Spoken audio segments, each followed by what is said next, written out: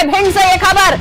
गोहद विधानसभा में तीनों प्रत्याशियों को नजरबंद कर दिया गया है। बड़ी खबर बता रहे हैं, गोहद विधानसभा में तीनों प्रत्याशी नजरबंद कर दिए गए हैं। बीजेपी से रणवीर जाटव, कांग्रेस से Mewaram Jatav नजरबंद।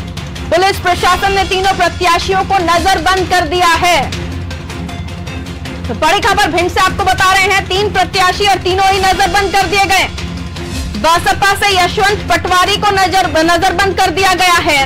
PWD circuit house पर तीनों प्रत्याशियों को नजरबंद करके रखा गया है। पुलिस प्रशासन ने तीनों प्रत्याशियों को नजरबंद रखा हुआ है।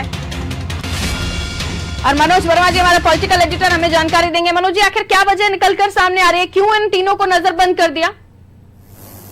देखिए, भिंड का जिले का मेहगांव पहले से सेंसिटिव था। अति संवेदनशील मतदान केंद्रों की संख्या भी काफी थी और सुबह से तनातनी का माहौल देखने को मिल रहा था। एक तरफ से सत्यदेव कटारे के बेटे हेमंत कटारे मैदान में, दूसरी ओर से ओपीएस भदौरिया जो कि राज्य सरकार में मंत्री भी है। दोनों के समर्थकों के बीच कई बार झड़प की सूचना मिली तो ये खबरें आ रही थी कि वो अपने समर्थकों को उकसा रहे हैं, जिससे कानून व्यवस्था की स्थिति बिगड़ सकती थी।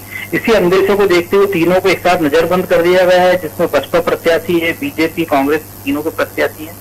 वो कहा यही जा रहा है कि मतदान खत्म होने के बाद ही इनको छोड़ा जाएगा।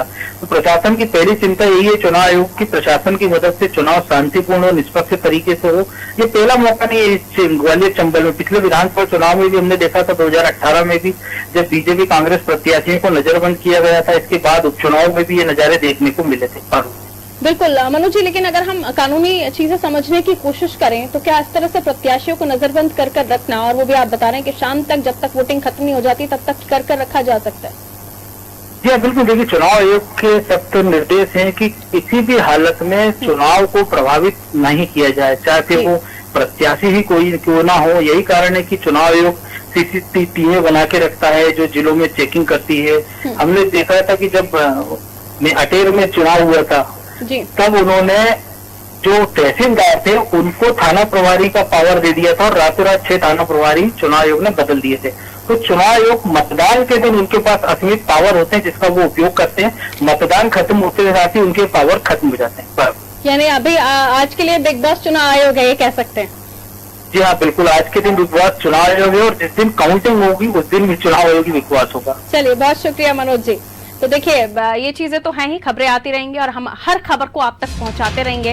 और भिंड से ये खबर, जहां तीनों प्रत्याशियों को नजरबंद कर दिया गया है, जैसे कि मनोज जी ने भी बताया कि किसी भी तरह से चुनाव प्रभावित ना हो सके, इस बात को चुनाव आयोग बहुत ही महत्वपूर्ण मान रहा और इसीलिए किसी भी तरह की कोई चूक नहीं होगी।